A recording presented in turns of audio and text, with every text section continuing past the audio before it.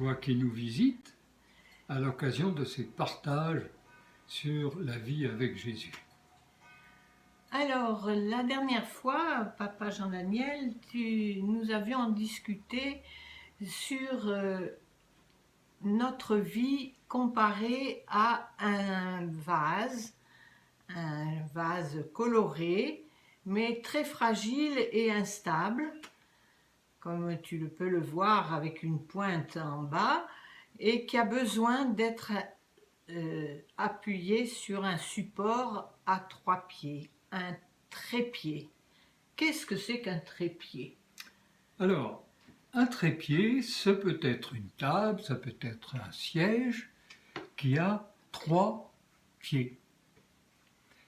Parce que un objet qui est posé sur 3 pieds, c'est la position élémentaire la plus stable. Notre vie avec Jésus repose ainsi sur 3 vérités bibliques que nous avons évoquées. Dieu m'a voulu, je suis quelqu'un qui a été voulu. Dieu m'a créé, donc il me connaît à fond. Et Dieu m'aime. Alors là, Qu'est-ce que tu en penses, maman Evelyne? Je trouve que tu affirmes quelque chose d'extraordinaire. Parce que dans les religions habituelles, Dieu est quelqu'un que l'on craint, dont on a peur de son jugement, on a peur de sa condamnation, parce qu'on se sent coupable de ne pas faire la volonté de cette divinité. De ne pas faire ce qui est bien. Ou de ne pas faire ce qui est bien. Et alors on va multiplier des rites, on va multiplier des offrandes, des sacrifices, et même quelquefois sanglants, pour pouvoir avoir la faveur de ce Dieu qui est vraiment très...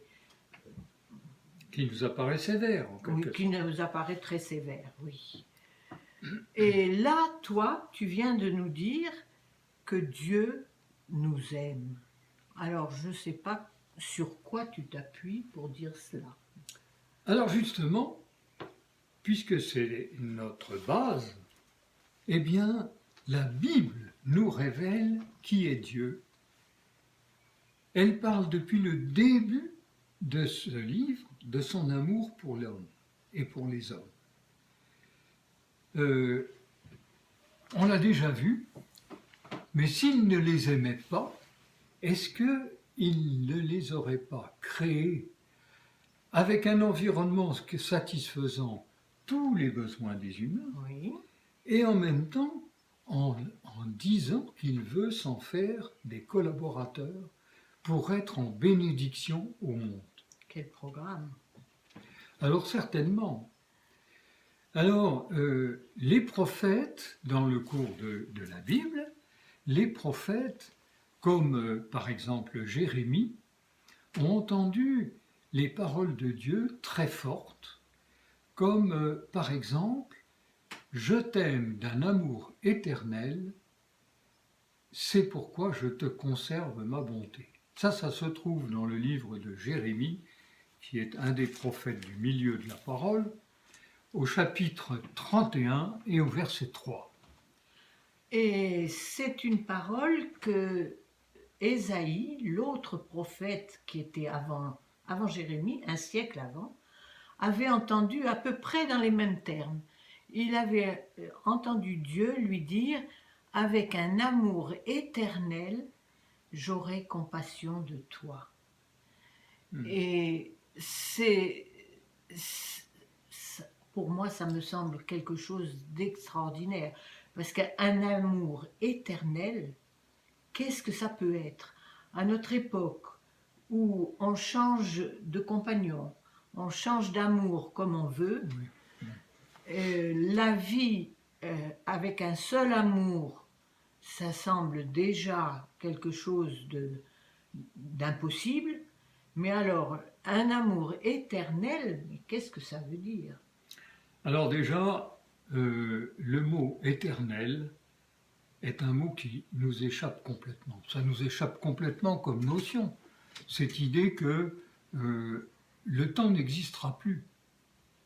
Dieu n'a pas de commencement et Dieu n'a pas de fin.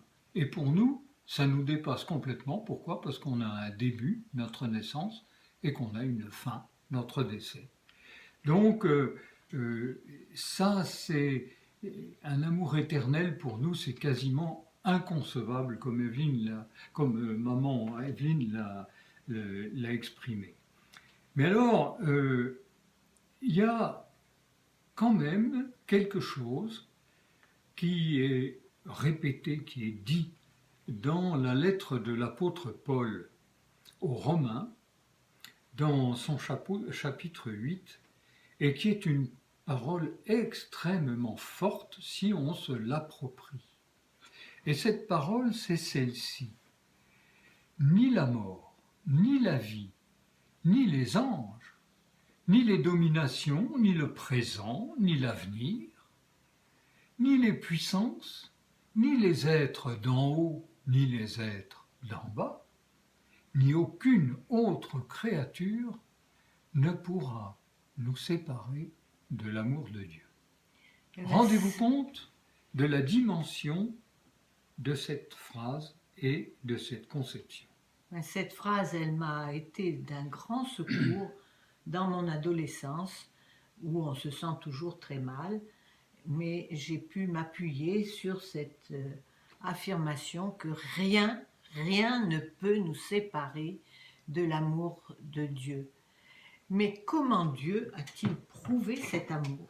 Alors la meilleure preuve, c'est qu'il n'a pas voulu nous laisser séparer dans nos angoisses, dans nos terreurs, dans notre incapacité à faire le bien. C'est aussi l'apôtre Paul qui le dit. Il n'a pas voulu nous laisser dans notre trouble. Il a tout fait pour combler le fossé qui existe entre lui et nous. Et pour cela, il est venu lui-même vivre avec nous en descendant dans Jésus. Il a pris sur lui la mort qui aurait été la conséquence normale de la fin de notre vie de pécheurs, c'est-à-dire de ceux qui se trompent de cible. À la croix, il les a fait mourir avec lui, toutes ces séparations, il les a effacées et il nous offre le pardon. Alors ça me fait penser à une illustration que je veux te montrer, qui va nous expliquer un petit peu ce que Jésus a pu faire avec la croix.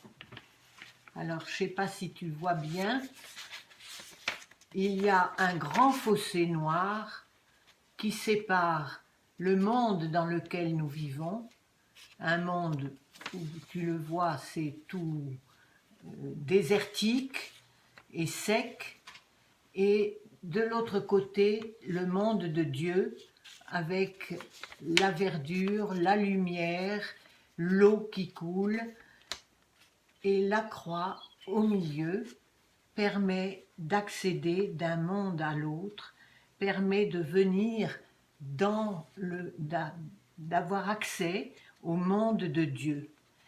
Et cette image me parle parce qu'elle me montre que Dieu a tant aimé le monde qu'il a donné son Fils unique afin que quiconque croit en lui ait la vie éternelle. D'abord, ne périsse pas. Ne périsse pas éternellement, Voilà. ne disparaisse pas éternellement, voilà, mais qu'il ait la vie éternelle.